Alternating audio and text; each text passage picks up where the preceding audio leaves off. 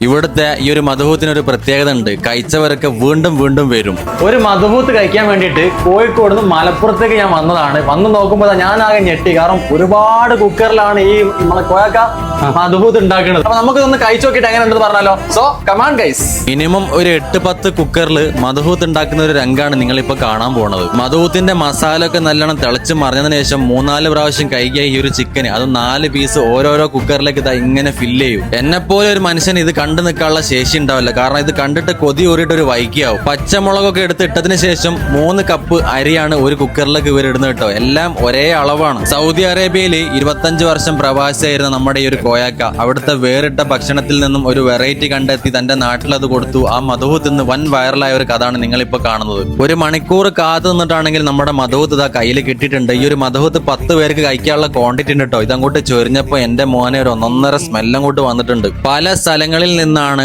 ആളുകൾ ഈ ഒരു സ്ഥലത്തേക്ക് ഭക്ഷണം കഴിക്കാൻ വരുന്നത് കേട്ടോ. അതും കഴിച്ചവരൊക്കെ വീണ്ടും വീണ്ടും കഴിക്കാൻ വരുന്ന ഒരു സ്ഥലവും കൂടിയാണ്. ഈ ഒരു മധുഹൂത്ത് ചൂടോടെ കഴിക്കുമ്പോഴാണ് ഇതിന്റെ ടേസ്റ്റ് നമുക്ക് പക്ക കിട്ടുള്ളൂ. കാത്തു നിന്നിട്ട് ഇതാ അവസാനം നമ്മുടെ മധുഹൂത്ത് കയ്യിൽ കിട്ടിയിട്ടുണ്ട്. ചിക്കനൊക്കെ തൊടുമ്പത്തേക്ക് ഇങ്ങോട്ട് പൊടിഞ്ഞു പോകണ്ട അത്രയും സോഫ്റ്റ് ആണ് കേട്ടോ. ചിക്കനൊക്കെ നല്ല സോഫ്റ്റ് ആണ്. കഴിച്ചു നോക്കുമ്പോൾ അടിപൊളിയാണ്. ഈ ഒരു സൈഡും കൂടി കൂട്ടിയിട്ട് ആ റൈസ് ഒന്ന് മിക്സ് ആക്കിയിട്ട് ഒരു കഷ്ണം ചിക്കൻ പൊടിച്ചെടുത്തിട്ട് അങ്ങോട്ട് കഴിച്ചു നോക്കണം. സംഭവം അടിപൊളിയാ, ഒന്നും പറയാനില്ല. കിട്ടില്ല സാധനം. ഫാമിലി ആയിട്ടും ഫ്രണ്ട്സൊക്കെ ആയിട്ടൊക്കെ പോയി കഴിഞ്ഞാൽ നല്ല അടിപൊളിയായിട്ടിരുന്ന് ഭക്ഷണം കഴിക്കാൻ പറ്റിയ സ്പോട്ടാണ്. വിളിച്ച് ബുക്ക് ചെയ്താൽ മാത്രം മതിട്ടോ.